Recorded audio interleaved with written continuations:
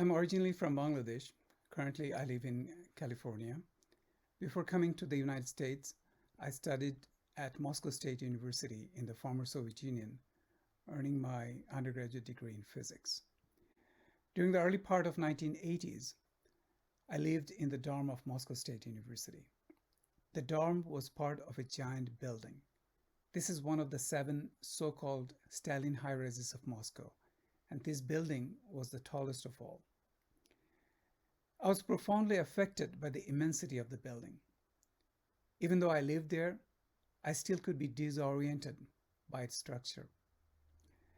The story The Palace takes place in a mythical palace that mimics the building where I lived.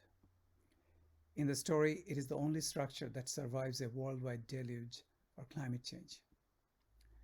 The story uses ideas of magical realism, like a magician's power of changing the world, but one can substitute the magician character with nature, thus ascribing that genre of science fiction to the story.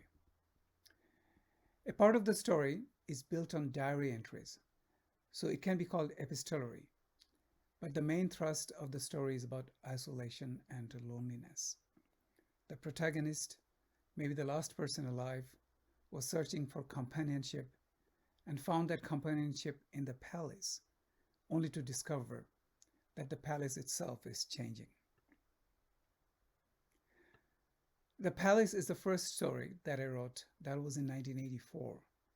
I did not write again until 1994 or so.